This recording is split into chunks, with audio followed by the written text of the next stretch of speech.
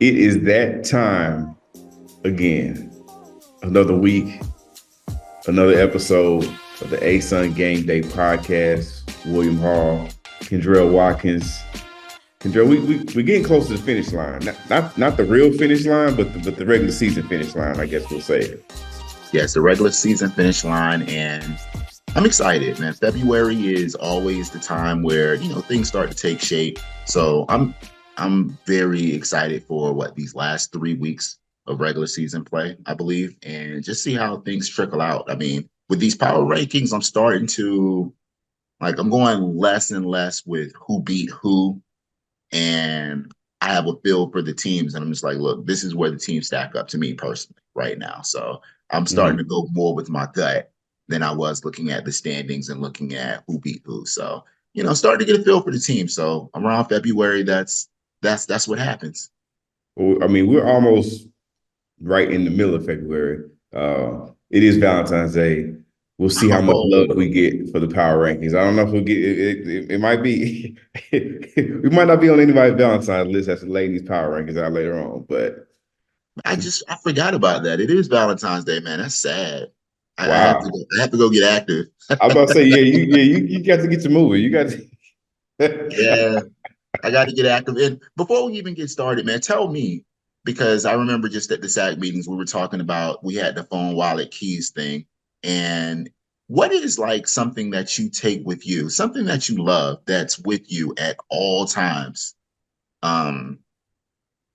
Just to commemorate Valentine's Day. What's that thing that you love that isn't part of that necessity, that thing that you need? I'll buy you some time. With me, okay. I'm gonna say it's my headphones. I just noticed how much I take those everywhere. I have to have my headphones anywhere I go. Whether I'm listening to a podcast, whether I'm listening to an ebook, whether I'm listening to music, I always have my headphone in my ear. I mean, of course not now, we're potting, but I always have it in my ear because music is going to get listened to at the corner of the day. I love music. So that's my thing. What about yourself? Let the people know. I think I was going there. I was going to say my AirPods, but to be different and not different enough, because now I'm going to say a watch. And the problem is these days, because I'm caught up in the hyper technology, I don't have a regular watch. I got an Apple Watch. So really, it's just an extension of the phone. So I know you were like phone, wallet, keys. Well, technically, the watch is the phone. If I got to go somewhere, I could pay off the watch. So it's kind of like it's cheating a little bit, but I do feel like if I go somewhere and I don't have my watch, it bothers me. If I walk out for some reason, don't put it on. And I think I was like that even when, before I just would have a watch. Like I just out here with the naked wrist, it throws me off. It feels so funny. Yeah, I need that I can feel it in my arm, feel too light. Like I need something on my wrist. So I would say it's a watch. Right now it happens to be a connected watch. So I'm still logged into I'm still jacked into the matrix, but yeah, I'll say a watch, which is a cheap answer. I'm trying to think. I was trying to think of anything like meaningful, like with a deeper meaning, because that's just. But I'm with you. Like it's just because, like I said, my other thing is headphones. I do want to be able to I'm just sitting here for a minute. Let me pop one in and listen to something. Yeah, you need your fix. Yeah. I need to listen to a song. If I have 3 minutes, because trust me, anytime I walk into any room, I have a song queued up. There's a song in my head. I walk into a room and I'm walking in quarter speed in my mind. I'm walking in quarter speed. You got a walk-up song going? I have a song just queued up, just coming in. And I'm like, man, let me get my song ready. Or, you have to get ready for a meeting or whatever. So I'm going to listen to a song before then. So that's pretty much it. But yeah, I just wanted to see where you were with that. Yeah, I mean, that was a good question when you asked it a couple weeks ago. So maybe I'll give it some thought. And if I think of something else, I'll let you know. But jumping right into the basketball action that we've got going on the women's side, I think our tried and true FGCU holding it down, doing what they 11-0. there's nothing else to be said. They're on a 14-game winning streak right now. They've already locked up a spot in the postseason. They have a chance this weekend to claim the regular season title. They won't necessarily have it outright, depending on what other teams do. But if they handle their business and remain undefeated, because at this point, they're giving everybody an L. We're looking at our regular season champions. So just shout out to them. Consistency is still there. Also, Central Arkansas. Now I know they're on a bit of a. It was a rough week because Yeah, you it got was a a rough couple week. of losses. 0-2. Yeah, he took a couple of losses. However, Central Arkansas is positioned. They are in the postseason. They have clinched up a spot. So Central Arkansas women are going to be in the ASUN championship. So that's exciting. I mean, they've had a great year. They're 8-3. Speaking of conference play, one of the losses they just had is to FGCU over the weekend, who we just shouted out. The other loss they had was to Stetson, which is Yeah. another team on the women's side who's sitting at 8-3. That they're on a 2-game winning streak. I mean, I think it's funny because when we have been talking, and as we've been talking out throughout the year, from the women's side at least, and this is kind of a early takeaway for me, those two teams that we were like, oh, it's going to be one of these two teams that might be the ones challenging. The two teams that are up there were probably not ones we would have picked. Now, my other choice, the EKU 7-4, Lipscomb 7-4. Austin Peay's the early season, the teams we were looking at, but Central Arkansas and Stetson are right up there. They're kind of battling it out now for that 2 seed, the chance to get a home game. I'm power rankings spoiler early. I'm very impressed with the play of Stetson as of late, and UCA on the season as a whole. So from the women's basketball side, what's standing out to you? Oh man, like there's so much. Like I alluded to just a little bit earlier. Like FGCU is getting better. That's the crazy thing. Like even going into this matchup, because like I told you, the matchup between FGCU and Central Arkansas, I was like, I'm gonna be there for that game. So I was watching that game from opening tip, watched it all the way through because I just wanted to learn some things. Central Arkansas, under this new regime, they're a new team, so still learning how they operate. So I wanted to see just some things, and I learned some things this weekend. Just as much as they play defense, because going into that FGCU game, I will tell you, the thing that I was most excited about is that it was going to be two defensive teams.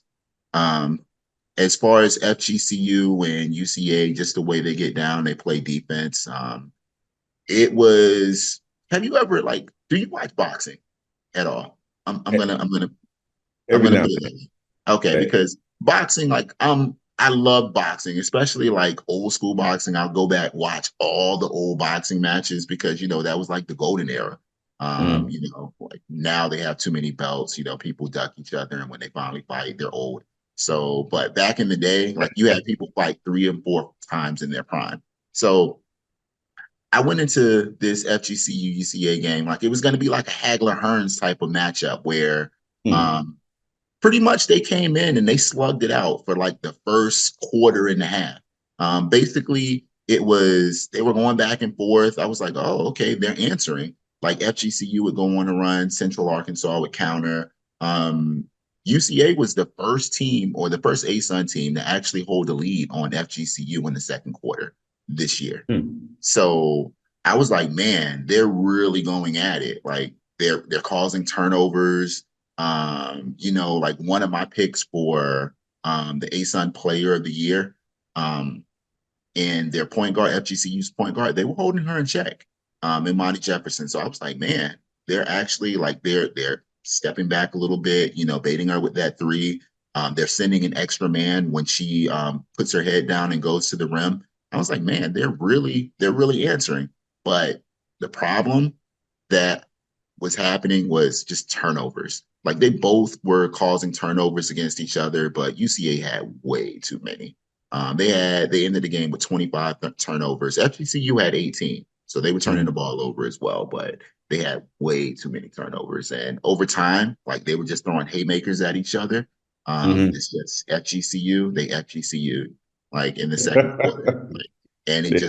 it just continued to happen third quarter, fourth quarter. But it was a very exciting game for that. And it actually trickled over into the Stetson game because the turnovers, like they still had turnovers, and it could have been the difference in the game because Stetson, it was a 1 point game, but Stetson scored points off of turnovers.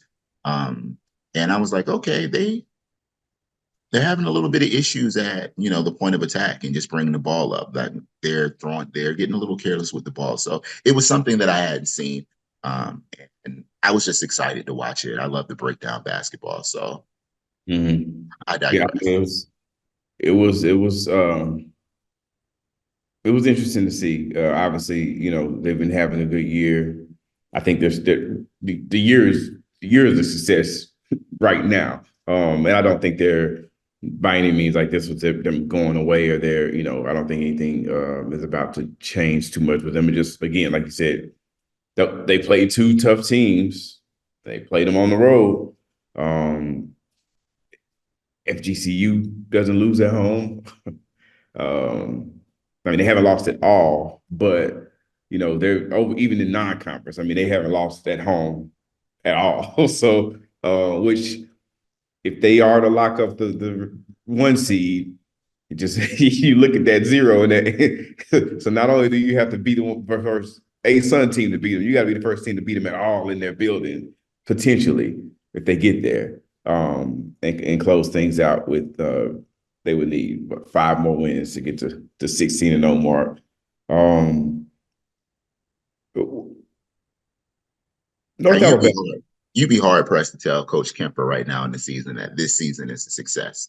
If you see a chip on the table, you want a chip. Well, so nobody can eat just one. So he sees that chip, he wants it. So no, I get it. No, I say a success considering just a success. I think it's a success, like a step up. I mean, this is a team that, and I get it, it wasn't his team, but this is a team that had to forfeit the last 3 games of the season last year. Like they weren't even able to complete their season. So as a program, I guess, and again, you got a new coach, new players, it's a new year. It's not like it's the same group doing something else. I get it. But I'm looking at a 16-8 Central Arkansas team that's 8-3 in conference play, looking at where they were last year, and that's why I'm at. But no, it's not like you don't just say, oh, we're gonna drop these next 5 and go 8-8. That's So there's still things to be done, obviously. But that's me. You're right. Coach, he's not gonna say we're done and this is a success and we can hang our head on. This is good enough, guys. This is Yeah, good yeah, enough. yeah. Right. I'm So happy. He's in their season this morning. Like he's like, we need to right this ship because we're heading into championship play. We need to figure out what's going on and how to rectify it. So North Alabama just made that same road trip. Just started with Stetson, ended with FGCU. Is this saying more about how good potentially Stetson and FGCU are? I mean, not potentially. We know FGCU is good and Stetson is 8-3. But North Alabama was a team that was on that 4-game winning streak coming into that game. And there was, I think, 7-point loss to Stetson. The FGCU game was a little worse. North Alabama has EKU and Bellarmine coming up. Then Lipscomb, then Austin Peay, and close it with Central Arkansas. Well, what do you think? Do you think North Alabama can switch it back on? Or are we potentially looking at? I mean, what are you thinking after seeing North Alabama have that win streak stopped and taking 2 losses on the road? I think that right now they got hot. I feel that with North Alabama, it was rough this weekend. I mean, going into Stetson and FGCU, like you're going to it's going to be rough because, they play D and they really play D. So, the threes, if you're not hitting your threes, it's going to be a tough night. And I feel like, it's just a rough spot on the schedule. So I don't really feel like it's too bad for them. They just went up against, Stetson and FGCU and, that close together. You're going to find out some things, but, great news is, they face them now. They get to figure out some things and, just write the course. So they'll be fine. Yeah, they'll be fine. They'll be fine. Well, speaking of Stetson, let's shift over to the men's team with Stetson. Now, EKU took care of business at home last Wednesday on our ESPNU game against FGCU. Exciting. Locked up. They were the first men's team to secure a slot in the postseason. But then we talked about, and we also talked to Coach Hamilton about that. You got FGCU at home on Wednesday, then you have to go down to DeLand on Saturday and play a team that's pretty tough at home in Stetson. And Stetson pulled out the win on Saturday against EKU. And you called that. You called that. Like, you didn't call the win, but you were like, man, I'm really looking at this game. I was looking at the FGCU game. Yeah, because it was the back end of that. It's a tough place to play. It's a tough place to play, and it's a tough team to play because they're so you getting in the land in the epicenter, and then it's just on you, and that team is just they're playing well. I mean, if we were to go back, I don't know, 3 or 4 weeks, our prediction of the top 2 teams and the final prediction we had, EKU and Stetson, we got our preview, and they're looking again like two of the top teams. Again, EKU has handled this business. They're already in the postseason. Stetson's on the doorstep. They're on a 3-game winning streak. You would think that they could continue to play well. And they've got FGCU. They've only got 1 game this week. They've got FGCU, which is not the easy game, but they pick up a win there. They can find themselves in the postseason as well. But I'm looking at Stetson. I'm looking at Lipscomb. I'm looking at Austin Peay, who's also picking up steam. This shift around, I think, with men's, it's again. I think we talked about where we thought the men's standings were and where we thought the women's standings were, and now looking at the men's standings, I think everything is kind of flipped around again because again, Stetson was at the top, and they had a moment where they kind of fell down, and the North Floridas and the Kennesaw States were up there. Now the shift has happened again. Now we're looking at Stetson. Now Lipscomb's been hanging around there more. I think looking at Austin Peay picking up steam, and Austin Peay is good at home. I think that's another thing that contributed to, obviously winning on the road is tougher than winning at home. And their beginning of their schedule was very weighted towards road games.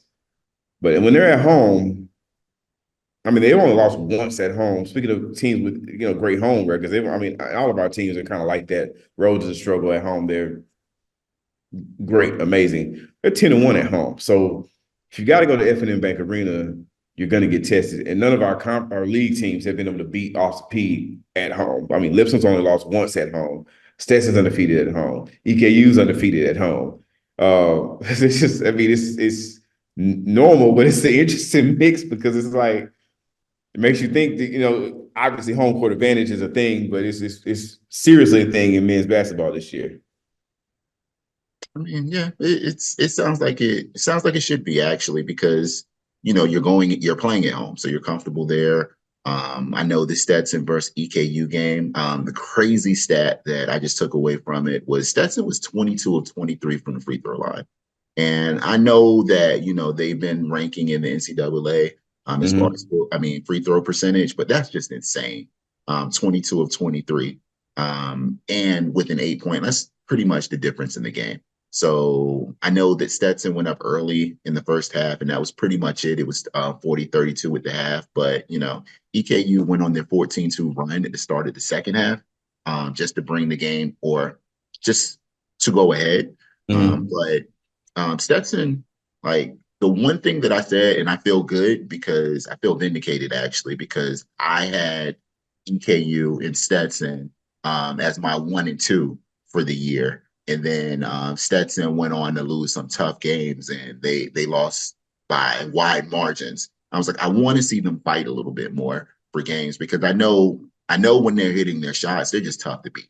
So they're going to go in there and they're hitting their shots. They're efficient, from all three levels, your field goal, free throw. I mean, yeah, and your 3-point line. Like they're very efficient.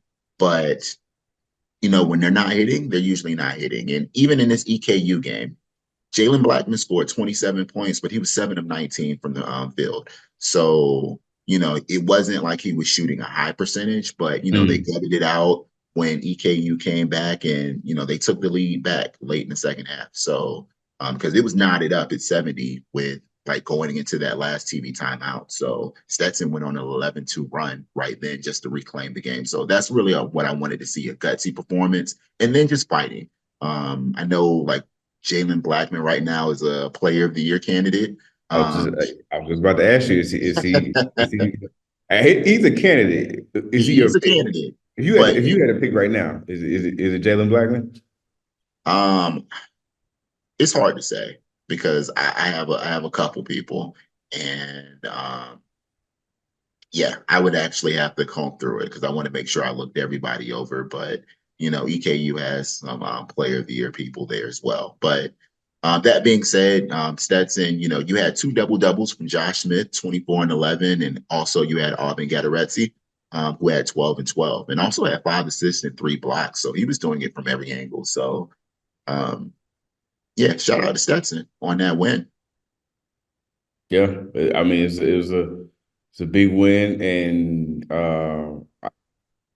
again, now the change, and I know we talked a little bit about North Alabama. I think that the team I'm waiting to see if they're going to turn it back on the men's side would be Kennesaw State. I know just a few weeks ago we were talking about them as the best team at the moment. That's the way they were playing, and I know the season is challenging, but I'm ready to see the Owls turn it back on. I think they we've talked about them a lot. They've got the skill. And North Florida's dropped 3 in a row here, so I'm wondering when they'll kind of get back to the form that we saw a couple of weeks ago when they had knocked off Kennesaw State and they were kind of pushing towards the top of the standings and looking like a team that, okay, this is somebody you need to watch out for. And again, looking at this, even if you look at the standings right now, we've got, 5 games left, and between the team that's at 6 and 5, 4th place, Austin P, and Queens, who was technically in 11th, just based on alphabetical order type of thing. There's only 2 games between those teams. So we got 6 or 7 teams with only 2 games apart. So this whole thing could blow up. It could change.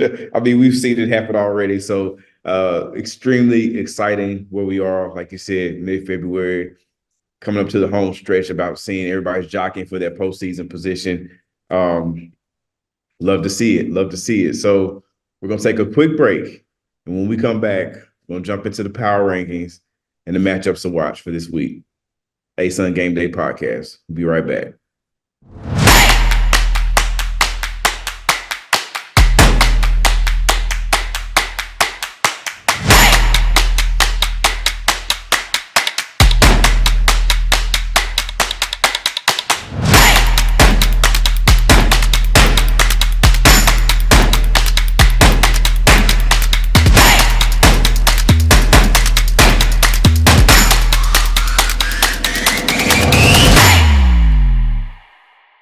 We are back, Kendrell.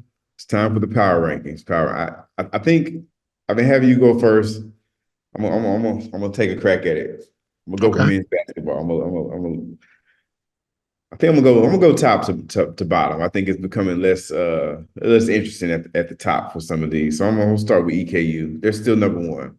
Okay. I they did lose to Stetson, who was number two, but right now I get it that they lost, but they're still one. They're still one. That was gonna be a tough game regardless, since they did what they had to do. So they're firmly number two. Number three is Austin P. I like what they're putting together. I like how they're playing right now. Woo. Okay.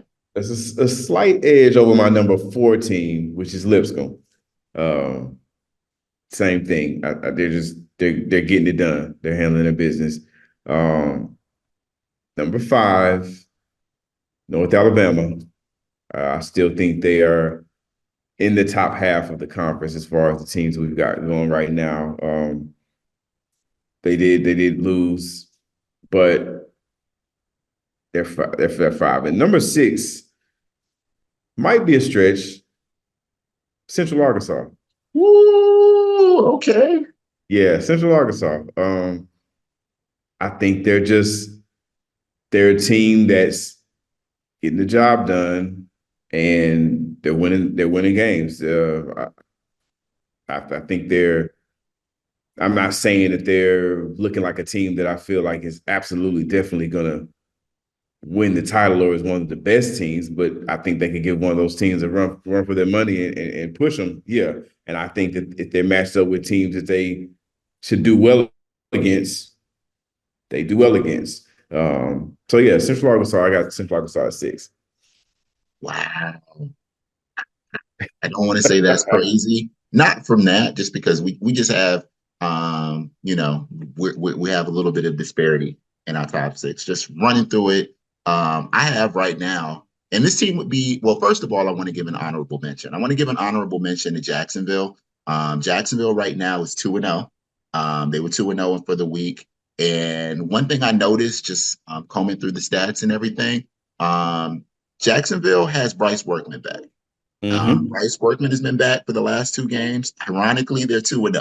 Oh, Like that I don't changes know. things for that team. That changes things. Oh So yeah, they're 2 and definitely. 0 right now, and I had to go back and look because I was like, because we were talking about Jacksonville earlier in the season. So I was like, We let me were. go back and look at some things. They're 8-3 when Bryce Workman plays.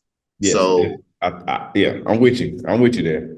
very different team. So I wanted to give them an honorable mention. So if they show up in the power ranking next week or at some point in the future, just know I said it right here. Number 6, I have Lipscomb. Lipscomb would be a lot higher.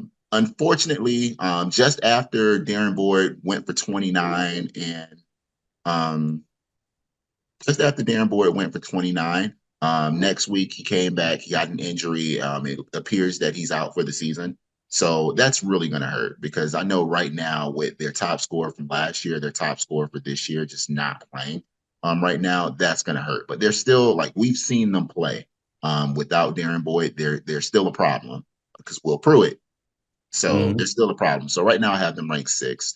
At the 5, I still can't take North Florida out of my top 6. So I have North Florida there. Right now they're on a 3-game losing streak. So I had them at 2 prior to, so they're sliding. But I honestly feel that they will bounce back. They've lost 3 games to UCA by 2, UNA by 5, Austin P double overtime. So they've been fighting. So I still have them there. 4, I have Austin P. Stingiest Mm-hmm. defense in the ASUN. Right now, holding teams to just under 70 points per game. They D up. And right now, they are on, I believe, a 3-game winning streak. I had to do some. I've had to do some research on that. I don't know if teams are playing them a little differently, but DeMarcus Sharp not being in the lineup right now, teams have had to figure like it's been very hard to pinpoint where those points are coming from because if you look at the game versus UNA, you had Cy Witt who scored 30 points, Kennesaw State, Jamonte Black 27 points, and then Desi with the Hezzy, Desi Jones 27. 27 the next game. You don't know, DeMarcus Sharp is a baller, but they have other ballers. They And do. right now, points are coming from everywhere. That's really going to benefit them going into championship play. So I have them at the 4. North Alabama, right now I have it at 3. They lost their last game, but they still won 5 out of their last 6 games. And those wins, again, UNF, FGCU, Stetson, Queens, Kennesaw State, like they have some tough wins in those last 6 games. Number 2, we're locked in there. I have Stetson. Right now, Stetson, 3-game winning streak. EKU, Bellarmine, UCA. They're taking care of business. They're back in the 2 spot where I had them. And then, of course, EKU. Right now, EKU holding teams to just under 43% from the field goal, from the field. So they're still my number 1. Again, like you said, lost the game, but yeah, they're still there. Mm-hmm. I'm with it, and I definitely want to. That your statement about Jacksonville couldn't be more true. Like that's a strong point. You got Workman back. We'll see, because they were a team that we were discussing early on, and yeah, I think they could be getting back right when you need them, and you make that push. So, hey, I'm here for it. Let's shake things up some more. Let's go. Let's go. So, women's basketball, lay it out. No shake up here. FGCU at 1. Number 2, I'm going Stetson at 2. Okay. I'm going Stetson at 2, and Central Arkansas at 3. And the only difference between, and I know EKU on the men's side, I know I said I wasn't going to put Stetson above EKU. It's a little different because EKU did win 1 and lose 1. Stetson won twice on the men's side. On the women's side, Stetson won 2. Central Arkansas lost 2. Small difference. Again, just what I'm seeing right now. FGCU 1, Stetson 2, Central Arkansas 3. I got EKU at 4. They're playing good. They're coming on. Lipscomb is still there in the mix. I've got them at 5. And at 6, I think my 6th place, I'm pushing it on both sides, but I feel good about it. Kennesaw State. Okay. They haven't dropped out yet. That's my power rankings. Okay. All right. Well, I can tell you we're pretty much locked in. I can tell you right now at the 6 and the 5 is pretty much where we flip flop. I had Lipscomb at the 6. Right now, I just feel that right now Lipscomb is on a 2-game win streak. They took North Florida to double overtime, defeated Jacksonville in a close game. Claira McGowan went off.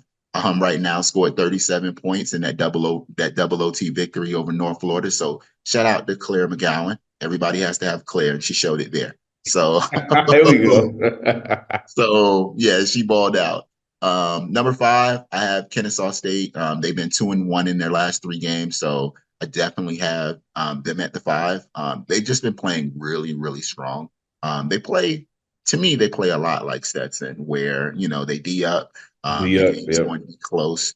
They have some ballers over there. The only difference is I feel like they have some ballers over there that can put the ball in the basket, and Princess Harden, Carly Hooks. Right now, you have Kiara Berry showing that she can put the ball in the cup too. So, yeah, they've been balling. 4, EKU.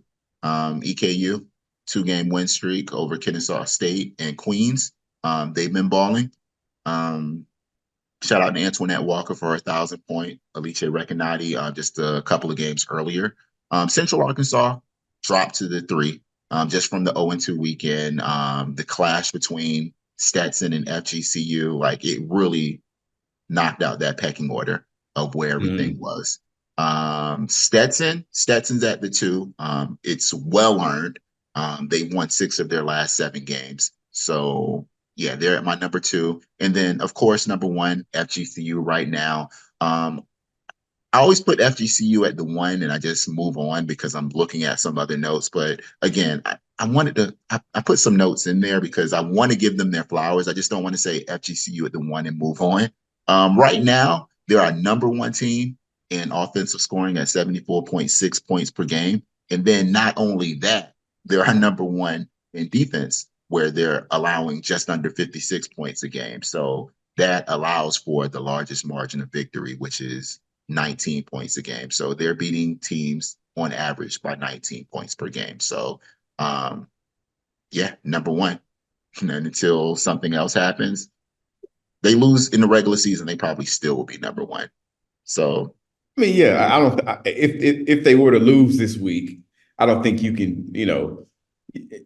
You could if you wanted to, but I don't think you could look at it and be like, oh, they've lost. Now I got to knock them down. yeah, They still, even if they lose twice, they still would be up a game on the teams below them. So they're in a good spot. They're solidly number one. I get it. yeah. And my player of the year prediction in Imani Jefferson right now, I'm looking good. Right now, she's I believe she's top 5 in scoring. She's in the top 15 in rebounds, top 2 in assists. I think she's 1 in assists and number 1 in assist to turnover ratio. Just going through those stats and looking at how she's just across the board in our top. She's at our top. So yeah, I'm looking good right now. I feel good. Well, going from that, the power rankings, we've laid it out. Let's take a look at some matchups to watch. I think on the women's side, well, the game of the week is Jacksonville at North Florida, which is a game that takes place on Thursday. On Saturday, North Florida is at Jacksonville on the women's side. It's River City Roma weekend.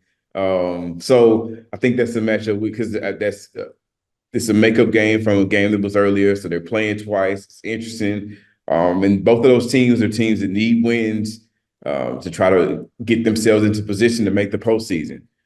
Another matchup on the women's side that I think is worth taking a look at is EKU at North Alabama. We talked about EKU finding their stride.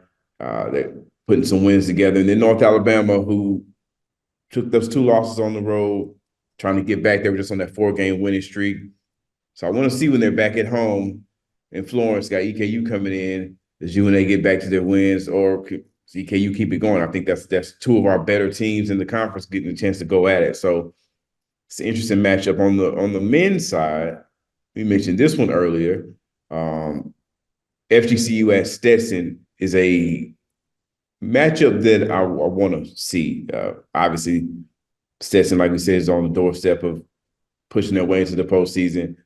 FGCU obviously is not out of it. They can play with the best of them. So wanting to see Stetson can keep their momentum going. But right now, I think like my game of the week is Lipscomb at North Alabama. I know a little bit of shine is off of that game because of Darren Boyd. But that's still a game featuring 3 of the top 20 scores in the conference are going to be in that game. So it could be a lot of points going on in that game. You got Jakari Lane and KJ Johnson on one side. You got Will Pruitt on the other side. So I'm looking forward to that game. I think when Lipscomb and North Alabama games are always competitive, they're always good. So I'm expecting another one. So that'd be the game of the week. Any thoughts or any other games that kind of stand out to you? Games of the week right now. I feel like on the women's side, you said the River City Rumble was going on. Yeah, 2 of them. There's round 1 and round 2. They're playing twice this weekend. And that's going to be right now. I believe that's the place that I'm going to be checking out the most on the women's side, just because right now we have a tie for 10th place between Jacksonville and North Florida. So I believe that, and right now with the ASUN Championship, only 10 teams get in. So they're battling for that final spot right now. So granted, the season is still not set. There's still a lot of games to be played, but these 2 games are going to be very crucial as to who's going to the ASUN Championship and who is not. And between both those first-year head coaches, I know that they want to get their team some some postseason play. So you got a chance to just, like for the first season head coaches, yeah, and also just for the programs and for the city, you got a chance to play a direct role in making sure your rival doesn't get in potentially. yeah, With you get 2 wins, and now you've given yourself a cushion against them because you're tied with them right now, and you've got head to head in your advantage if you can pick up both of the wins. So yeah, I'm with you on that one. yeah. So that's going to be exciting. So I would very much love to be in the atmosphere for that environment because that's going to be a big game. Mm-hmm. Actually, right now on the men's side, I'm still following Jacksonville. Like we spoke on it. I want to see what Jacksonville does. Bryce Workman's back. Bryce Mm-hmm. Workman's putting in work. So they have 2 games first. They're on the road at Kennesaw State and at Queens. And I'm actually looking at that Queens game just because I believe that's going to be a very exciting game with those 2 teams. Basically, we have a 3-way tie in 9th place, and it's going to be between Jacksonville, Kennesaw State, and Queens. All 3 teams I just mentioned. So those 2 games, but I'm looking at that Jacksonville Queens game the most right now because both those 2 teams, they're showing as of right now, they're the better of the 3 teams. So And I'm that's looking yeah, at that and matchup. Yeah. that's an interesting little that's an interesting little thing there that you just laid out because like I said, they're all about to match up and they're gonna break that tie this Yeah. this weekend. That tie will be broken. So yeah, who can? I mean, again, you play the games, the season folds out a couple of weeks ago. You tell me we got Kennesaw State, Queens, and Jacksonville. I'm not gonna think. I'm not gonna think. I'm not gonna give it much time to think. But now I gotta. Well, you got the scoring that's going on in Queens. You got Bryce Workman's back with Jacksonville. Kennesaw State still Kennesaw State. They're This, still this Kennesaw State. yeah, it's gonna be a fun weekend between just that matchup between them because again, you're trying to get in position where you can move up and get a home game. Like you don't want to have to go play that neutral site game. I mean, somebody's gonna have to play it, but you kind of want to avoid having to go play somebody else and you two are playing this, that 7-8 or that 9-10 matchup in the postseason. So yeah, we're getting here. Yeah, like this week I'm following Jacksonville. I'm seeing where they go. We're on the road together. I'm looking to see what they do against Kennesaw State and that Queens. So That's what's up. Well, we've laid out some matches to watch. We hope you tune in and watch that, as well as tuning in next week when we're back with another episode of the Game Day Podcast. William Hall, Kendrell Watkins. Enjoy your Valentine's Day. Kendrell, you got some work to do. I got to get up and get active. I so got to get up and get active. Oh boy. I got a little work to do myself, so I'm not. You're not the only one. You're not the only one. So all right, well let's go work. Let's go work. We'll catch y'all next week. Peace. You think they still on that car? The bag? Yeah, probably. David, they talk and then they meet every. I don't know if this is an ESPN week or not. You about to jump on there? yeah. I'm gonna try to hop on it real quick. Okay. All right. All right. Later.